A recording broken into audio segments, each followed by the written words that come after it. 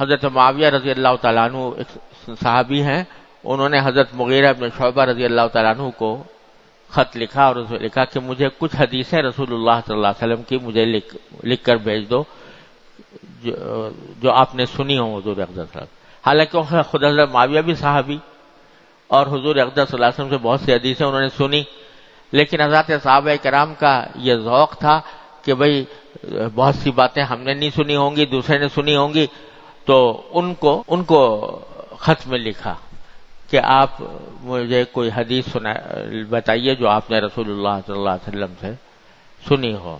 تو انہوں نے ایک حدیث لکھ کے بھیجی کہ ان اللہ کرہ لکم القیل والقال واضاعۃ المال وکثرۃ السؤال او کما قال صلی اللہ علیہ وسلم، کہ اللہ تبارک و تعالی 3 چیزوں کو بہت ناپسند فرماتے ہیں۔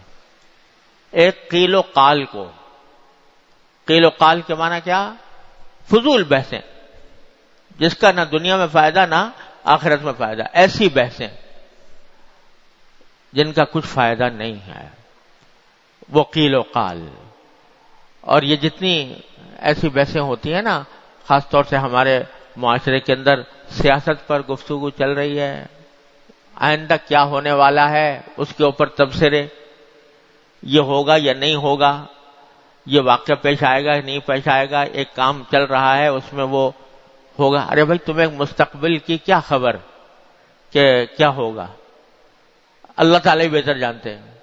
فلاں شخص جو ہے وہ گرفتار ہوگا کہ نہیں ہوگا، اس کے اوپر مقدمہ چلے گا کہ نہیں چلے گا، ملک سے باہر جائے گا کہ نہیں جائے گا، یہ بحث اور اس کے اوپر دلائل اور اس کے اوپر اچھا بھائی اگر تمہیں کوئی علم غیب آ گیا اللہ تعالیٰ کی طرف سے، کوئی وحی آ گئی ہے، اس کی بنیاد پر یہ بحث کر رہے ہو، تو آگے کی ایسی باتوں پر کہ جن کا علم سوائے اللہ تبارک و تعالیٰ کے کسی کو نہیں ہے۔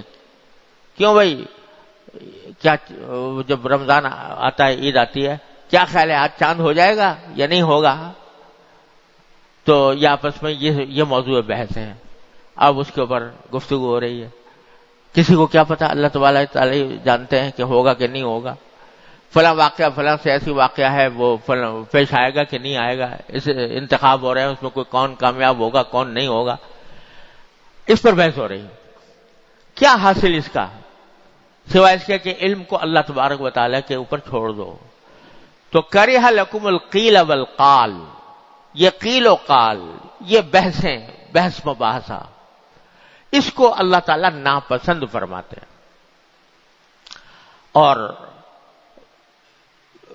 بحث و مباحثے کے اندر ایک حدیث میں یہ بھی آیا ہے کہ جو لوگ بہت منہ بھر بھر کے باتیں کرنے والے ہیں، اس کے لیے بڑے سخت الفاظ استعمال ہوئے ہیں حدیث میں، منہ بھر بھر کر باتیں کرنے والے، کہ جن کا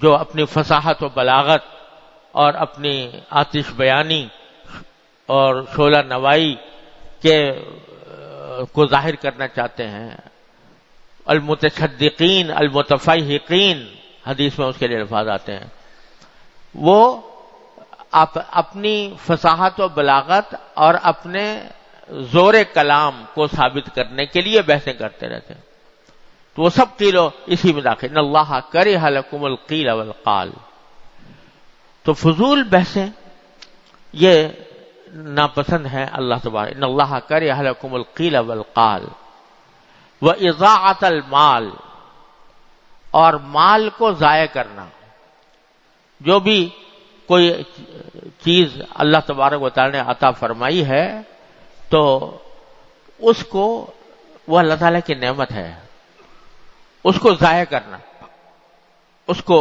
بیکار ضائع کر دینا کہ کسی کے بھی کام نہ آئے، اس میں بھی بڑا ابتلا ہے، اللہ بچائے ہمارا، کہ اللہ تعالیٰ کی دی ہوئی نعمتوں کو ضائع کرنے کے گناہ میں مبتلا ہوتے ہیں، جو اللہ تعالیٰ کو انتہائی ناپسند ہے۔ اللہ، ہمارے حضرت، میں نے اپنے حضرت عارفی قدس اللہ تعالیٰ سرہ سے سنا کہ حضرت حکیم الامت قدس اللہ تعالیٰ سرہ بستر علالت پر تھے، بیمار تھے.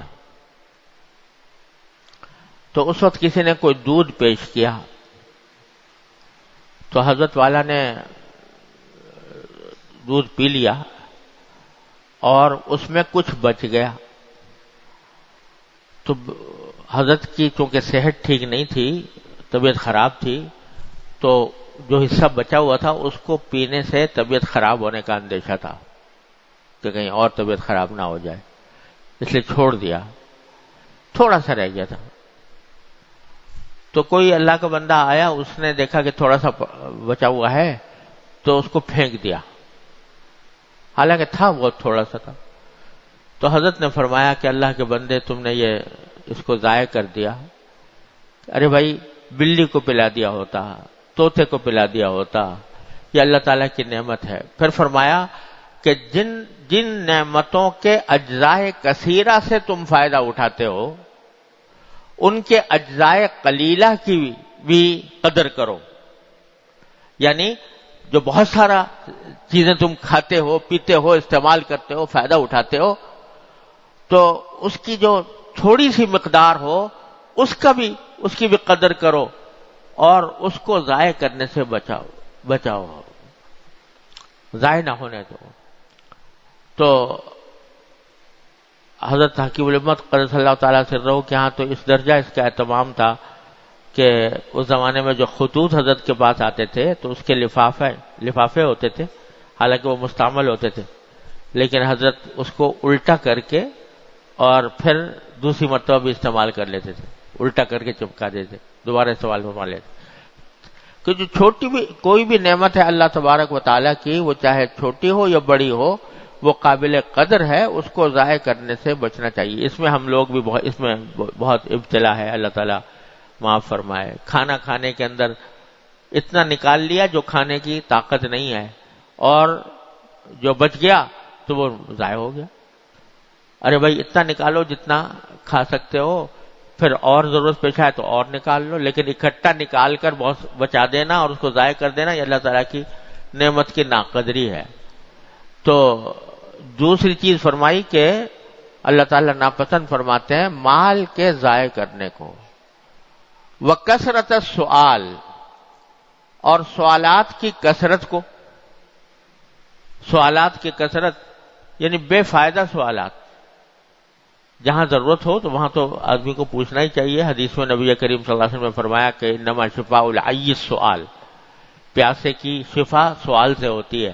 یعنی اگر کسی کو کوئی بات معلوم نہیں ہے، کوئی شرعی مسئلہ ہے معلوم نہیں ہے، دوسرے سے پوچھے. فَاسْأَلُوا أَهْلَ الذِّكْرِ إِن كُنتُمْ لَا تَعْلَمُونَ. لیکن فضول کے سوالات جن کا کوئی دنیا میں فائدہ نہ آخرت میں فائدہ، یہ کثرت سوال کو بھی اللہ تعالیٰ ناپسند فرماتے ہیں. یہ حدیث لکھ کر بھیجی حضرت مغیرہ بن شعبہ رضی اللہ تعالیٰ عنہ نے حضرت معاویہ رضی اللہ تعالیٰ عنہ کو. تو غرض یہ کہ فضول باتیں اور فضول طریقے پر اپنی زبان کو استعمال کرنا، یہ کبھی نہ کبھی انسان کو گرا دیتا ہے، کسی گناہ کے اندر مبتلا کر دیتا ہے. اس واسطے حضرت فرماتے ہیں کہ جو بات بھی کہو تو ذرا سا سوچ لیا کرو کہ یہ بات کہنے کی ہے یا نہیں، اس کا کہنا مناسب ہے کہ نہیں. اس کو اگر مناسب معلوم ہو تو کہو، ورنہ نہیں.